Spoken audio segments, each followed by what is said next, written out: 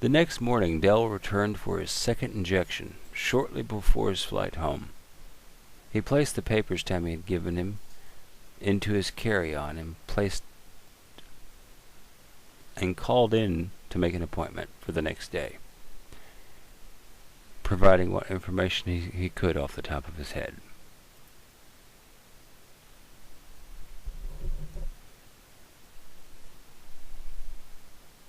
Staring into the only mirror in his home, Dell sees deeper than he has ever been before.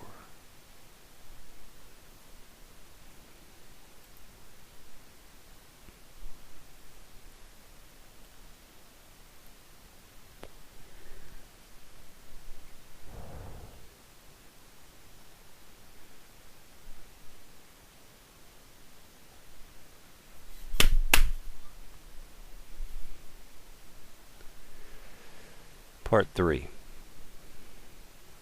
Staring into the only mirror in his home, Dell sees deeper than he has ever been before. The face looking back is so foreign that he barely recognizes it. Has he ever recognized it? The only time he can recall actually looking into the face in the mirror is from his youth, when he had drank too much, asking himself why. It's a good time, but why get so drunk? Promise yourself you never do it again. Now he finds sunken eyes, and he keeps losing his train of thought. It can't be, mumbling to himself. If I'm the first, I don't get to post up on a rooftop and pick 'em off.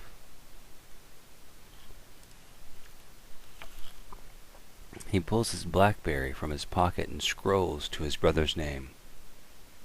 The phone connects and rings for 30 seconds before going to voicemail. Not knowing what to say in the first place, he ends the call without speaking. The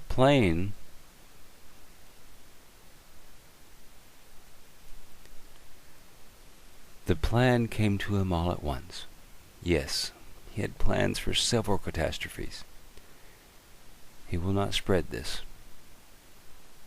He knows he can save the day, become a hero before it even gets out into the world. His plan is simple for the most part. Seal the house and let the CDC know of his suspicions. They might think him insane, an over-prepared prepper. But he has to do what he thinks is right. He logs onto his PC and pulls up Google, typing in CDC space AR. He gets the Arkansas Department of Health contact info with a CDC hotline listed. After navigating through several prompts and 2 transfers, he is advised to visit his physician with his concerns. Damn it! I flew in and don't know if I was contagious then or not, but I sure as hell will be now, shouting out of frustration rather than anger. The voice on the other end simply repeats the same advice and disconnects. He decides not to try the phone again. It sounds like a far-fetched story even to him after all. He added one more step to his plans. Pulling a webcamera out of a drawer in his desk that was gifted to him for Christmas last year. A few hours later, he could see his living room, with his dining room and kitchen in the background. All of the doors and windows were covered with plastic and duct tape. One detail not shown in the video was the 3-inch wood screws that he had sank into the door and window frames. Dell had also decided to seal the windows of his 2 bedrooms and secure the doors leading into those rooms with screws as well. Ha! Instead of locking them out, I'm keeping them in.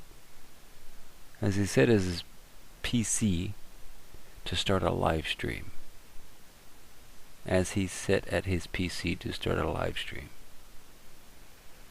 A a task he had not tried before, but with Google, he has little trouble setting it up.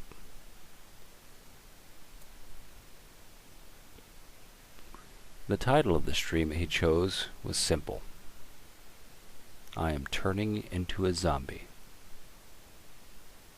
Then he typed out his story in the description in his hunt and peck fashion.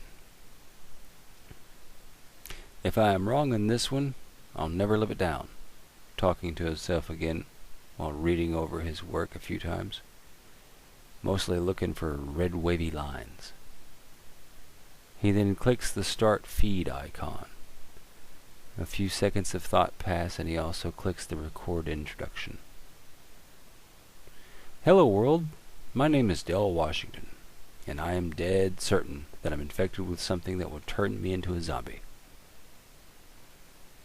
I have contacted the authorities, but my words fell on deaf ears. Pausing to clear his throat. I've only this one camera, but it covers the main part of my house. I have sealed the rest. My only hope is that I am wrong. But if not, I don't want to spread this thing. So I have taken precautions that I cannot describe here, not just yet.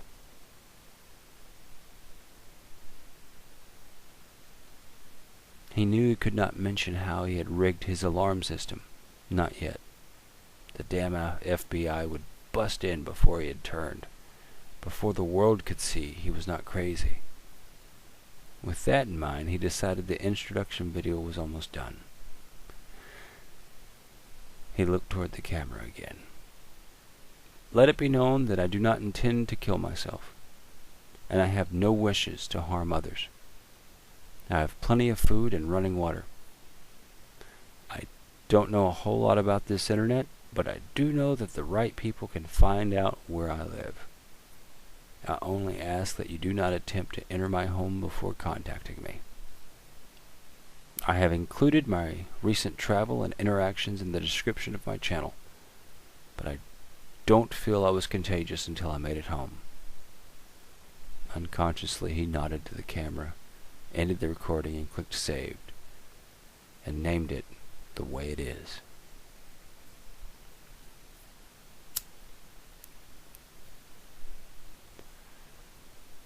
He then rolled his chair back and sighed, trying to think of a way to forget the camera was there.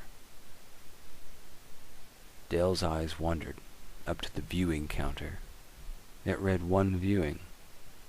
It was his own feed displayed on his second monitor, so no one was watching yet.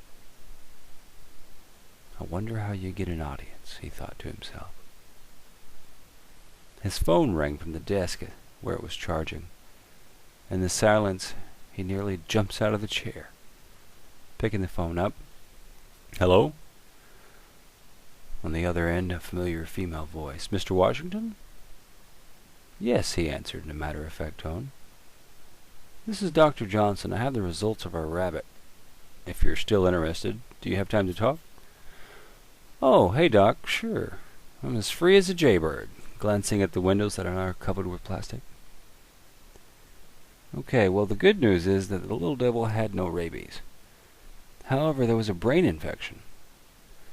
Although I'm sure you have nothing to worry about, I've requested further tests to determine the cause of the infection. Brain infection? That made sense, actually. Do I need to get my doctor involved to let him know of this? No, Mr. Washington. I'll contact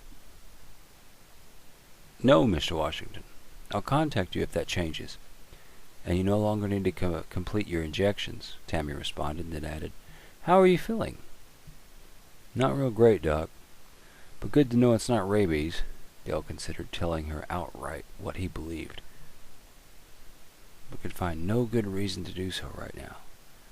She was thousands of miles away. I got some antibiotics and some ibuprofen. Should be good to go. Excellent, she came back. Be sure to let your doctor know if you get worse. And remember, Keep the wound clean like I instructed you." "Thanks, Doc, will do." Dale ended the call and looked down at the bandage on his shin, then shrugged his shoulders. "Gotta get a beer, though," he said as he rose, turned his back to the camera to the head of the refrigerator. His last injection was yesterday morning. The doc must have had her days mixed up. If you've been here this long, good afternoon, good evening, and good night. Don't forget to subscribe and like. Thank you. Bye now.